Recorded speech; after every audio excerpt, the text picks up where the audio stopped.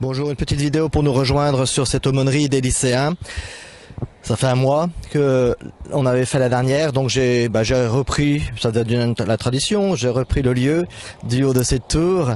Vous pouvez voir en bas à droite, il y a non plus Fidji, mais Jussa qui partage ce confinement avec moi. Et je vais partir de lui pour entrer dans le thème d'aujourd'hui, qui sera celui de la présence eucharistique. On a parlé de la messe assez souvent, assez régulièrement. Revenir simplement au cœur de cette messe, la raison de cette messe, à la présence, la réelle, forte présence du Christ dans l'Eucharistie. Lorsque le prêtre consacre le pain qui devient le corps du Christ, le vin qui devient le sang du Christ, où est-ce qu'on en est de cette présence? Qu'est-ce que ça veut dire, le corps et le sang du Christ? Alors, pour approfondir un peu cela, je vais partir de Jussa. Je suis en train de désensibiliser en ce moment, d'essayer progressivement de l'habituer à la présence humaine. Et ce qui est très étonnant et amusant et normal en même temps, c'est qu'il est très craintif. Il est très sauvage. Il a du mal à se laisser approcher, mettre le licol et puis suivre celui qui l'entraîne, mais en même temps il aime ça et quand je m'en vais il se manifeste et il vient me rechercher. Il a besoin de ce travail. Il sent que derrière sa crainte, ses réflexes un peu naturels, eh bien il y a quelque chose qui va lui permettre d'aller plus loin, de faire plus, de faire mieux, de faire autrement. Alors il y a quelque chose de semblable dans notre vie chrétienne. Avec le Seigneur, nous avons à nous laisser faire. Mais en même temps, à cause de ce péché originel qui est en nous, eh bien, nous avons toujours les conséquences de ce péché originel. Après le baptême, les racines ne sont plus là, mais les conséquences sont toujours bien présentes. Et nous avons toujours ce besoin de vouloir être au centre de tout contrôler, et nous voulons remettre chaque fois, à chaque reprise, l'ensemble de ce qui est notre vie dans nos propres mains. Alors nous avons à apprendre à nous laisser entrer dans une confiance qui va nous grandir, parce que par nous-mêmes, si nous coupons les liens, si nous cherchons une autonomie qui nous séparera et de nos racines et d'un avenir possible, et finalement même des autres en vérité autour de nous, eh bien nous ne pouvons pas, nous rentrons dans une impasse. Alors pour nous laisser faire, pour nous laisser prendre par le Seigneur, eh bien Dieu a prévu ce qu'il y avait de plus grand, de plus beau, sa présence lui-même.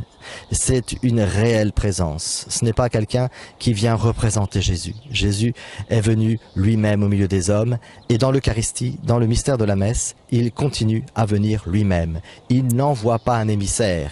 C'est ce qui est dans l'Ancien Testament, c'est l'histoire de l'Ancien Testament avec tous ses prophètes.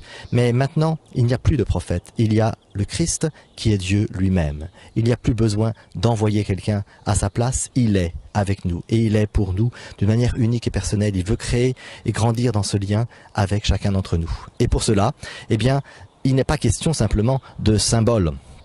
Des symboles, nous avons plein de symboles autour de nous. Et nous avons besoin de symboles parce que le symbole, c'est quelque chose qui nous renvoie à une réalité qui n'est pas tangible, qu'on ne peut pas saisir. Alors on a besoin, pour rendre plus concrète cette réalité, on a besoin de symboles qui vont nous rejoindre.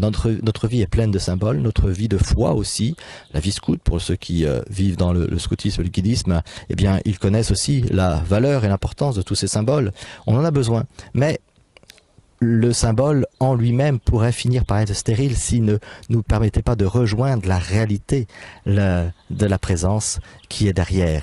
Et le Christ dans l'Eucharistie, dans nos liturgies, dans nos messes, il y a plein de symboles, mais il y a au cœur de tout cela la présence. Si avec les symboles, vous voyez, aujourd'hui, à cause du confinement, les prêtres continuent à dire la messe. On entend parfois que les messes sont interdites. C'est bien sûr totalement faux, mais c'est les assemblées qui sont interdites. Le prêtre continue à dire la messe parce que justement, c'est sa présence qu'il offre au monde.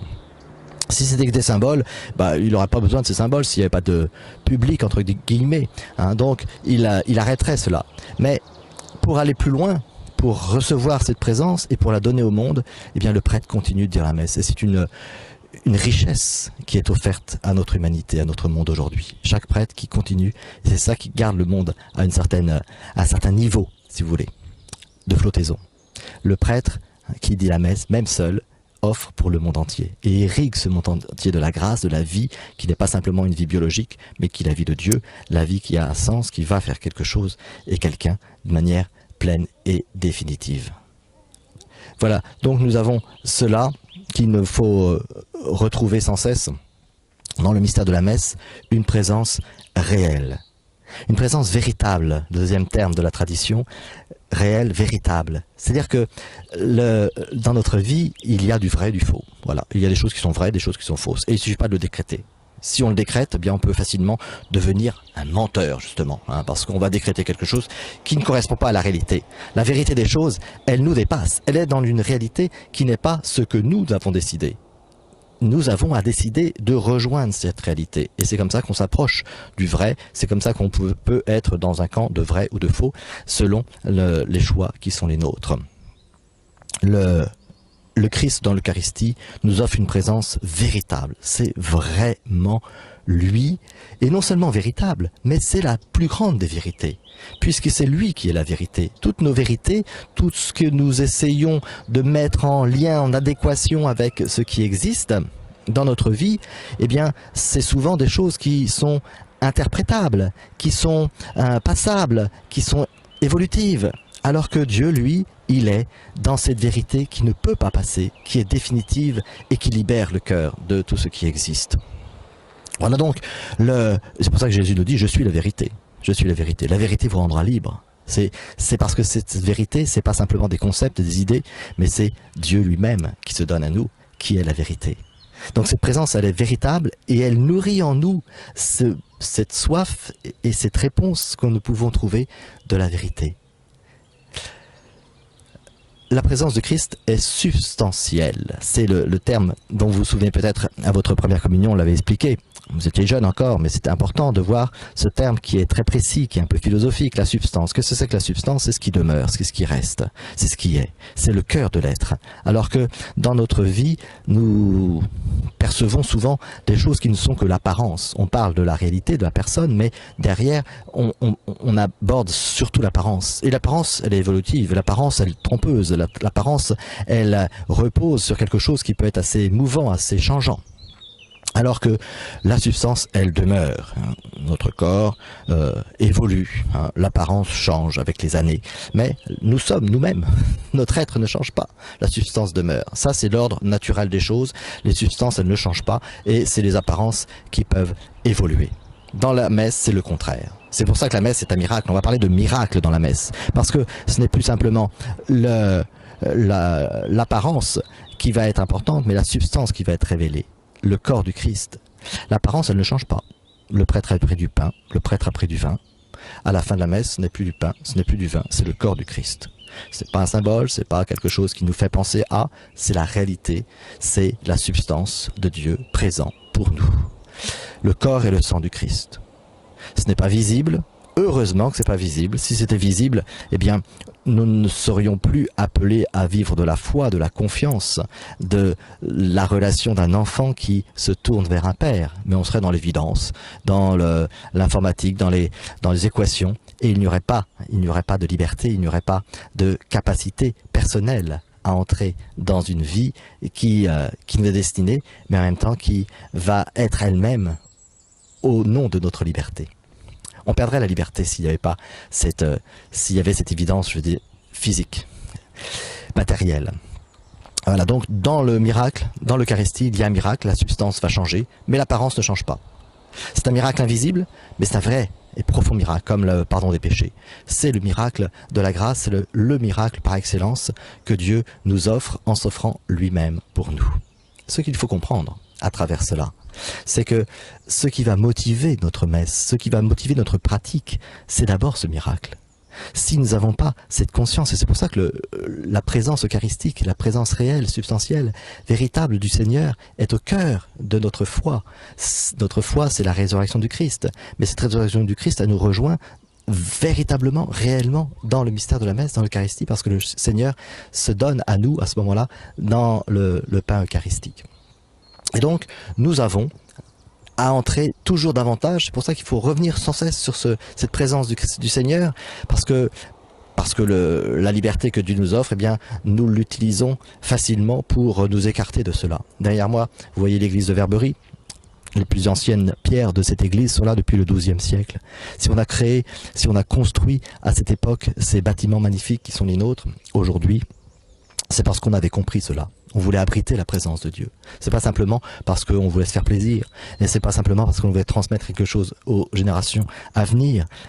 C'est parce que on voulait offrir à Dieu ce qu'il avait de plus grand, parce qu'on savait que c'était réellement lui. On venait pas abriter un symbole, on venait abriter Dieu lui-même qui vient au milieu de nous. Quand on dit c'est la maison de Dieu, c'est pas une belle expression, c'est une réalité profonde. Il y a comme ça dans notre vie des réalités qui sont tellement belles qu'on s'y habitue et finalement qu'on relègue à des choses au même niveau que plein d'autres choses qui sont totalement accessoires. Alors il faut revenir à ces grandes et belles réalités. Nous sommes enfants de Dieu. Derrière moi, il y a la maison de Dieu parce que Dieu y est présent dans l'Eucharistie, dans le pain consacré qui est dans le tabernacle. J'ai dit miracle, c'est important.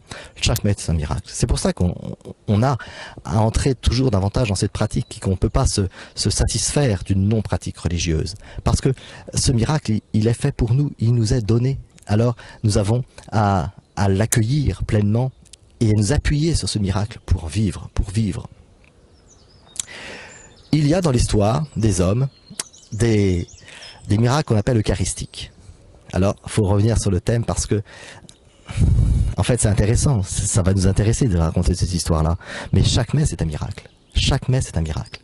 Ce qu'on appelle miracle eucharistique, c'est tout simplement des miracles qui, en plus du miracle invisible, a une dimension visible, simplement pour nous réveiller un peu, pour réveiller notre conscience, pour nous redire les choses.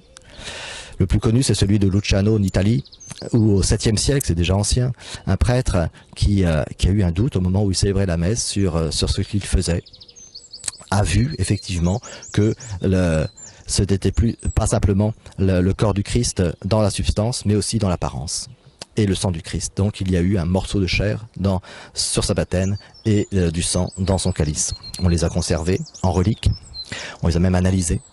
Ce qui est extraordinaire dans cette analyse, c'est que d'abord le morceau de chair, c'est un morceau de cœur, de muscle du cœur, et le sang, hein, c'est du sang qui s'est conservé comme la chair d'une manière extraordinaire depuis ce temps-là. C'est 5 petits caillots de sang, mais ils se sont conservés d'une manière extraordinaire. C'est du sang humain, bien sûr, c'est un cœur humain, et c'est quelque chose qui n'aurait pas dû pouvoir passer 14 siècles de la manière dont nous pouvons encore les observer. Voilà, donc un miracle qui nous rappelle cela. Il y en a eu un autre, il y en a beaucoup, des miracles dans l'histoire, des miracles eucharistiques. Dans l'Oise, alors je vais vous raconter celui de l'Oise, à Marseille en Beauvaisis, un petit peu au nord de Marseille, un peu au nord de Beauvais. Ce miracle s'est passé en 1532, au XVIe siècle, 1532, à la fin de l'année, tout à la fin de l'année, le ciboire de l'église du village est volé pour le métal précieux. On vole le ciboire. Et le voleur, qui n'avait pas la foi, se débarrasse. C'est un sacrilège, puisque c'est vraiment la présence du Christ. Vous voyez, c'est pas ce qu'il croit ou ce qu'il croit pas. Si on ne respecte pas la présence du Christ dans la forme, dans la manière de s'en approcher, c'est comme nous quand on communie.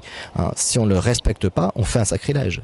Et celui qui ne croit pas, on doit faire respecter aussi celui qui ne croit pas, parce que la réalité de la présence du Christ est la même. Alors, il y a moins de fautes pour celui qui ne sait pas, qui est dans l'ignorance, bien entendu. Il n'y a pas de faute. Mais pour nous, il y a un respect à tenir au-delà simplement de ce que ça représente pour moi, mais vis-à-vis de ce que c'est vraiment.